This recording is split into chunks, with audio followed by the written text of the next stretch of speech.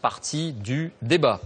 Dans l'actualité également, tout ça, pourrait-on dire. Vous vous souvenez sans doute que dans la foulée de l'affaire Cahuzac, une mesure radicale avait été annoncée pour promouvoir la transparence, la publication du patrimoine des élus. Eh bien, le projet de loi qui est en train d'être discuté en ce moment est en net recul. Cette publication n'aura pas lieu. Valérie Astruc, Philippe Maire. François Hollande avait imposé aux ministres la publication de leur patrimoine et ce n'était qu'un début.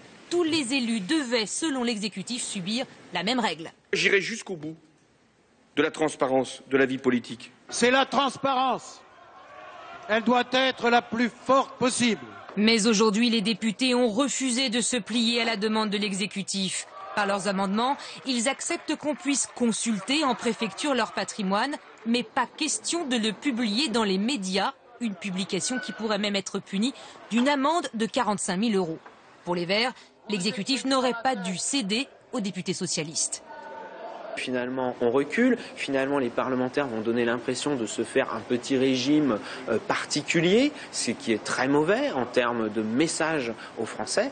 Jean-Marc Ayrault parle plutôt d'un compromis avec les élus socialistes. Non, mais c'est quand même une avancée considérable. Et pourquoi pas publiable?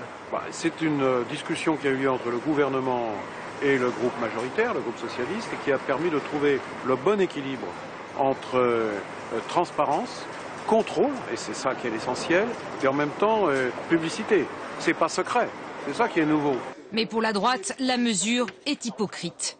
Maintenant, il y aurait la possibilité de consulter le patrimoine, mais de ne pas le publier. Donc on va alimenter les tracts anonymes, les sites internet, tout cela n'a plus aucun sens.